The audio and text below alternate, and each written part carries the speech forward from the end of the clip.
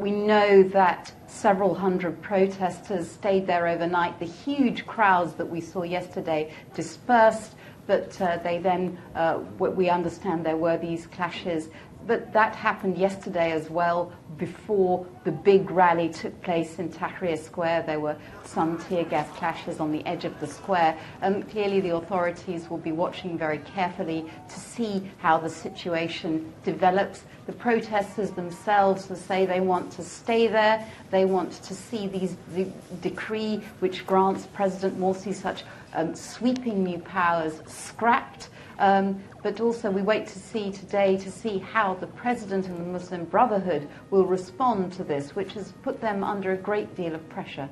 And so far, has there been any indication from the presidency that there may be a rollback in these powers or some form of compromise?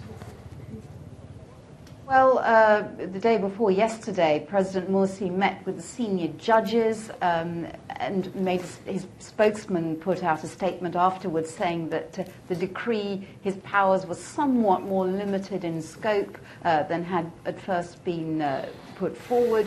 However, that wasn't enough to mollify the protesters in the square. It's interesting. We'll have to wait and see exactly what President Morsi decides to do. Now, what did happen was that the Muslim Brotherhood had originally planned to hold their own rival demonstration yesterday, but they postponed that. They said that they wouldn't go ahead with that because they were worried about possible tensions and what they call possible bloodshed. So I think they are very, very mindful of the volatile nature of the situation at the moment.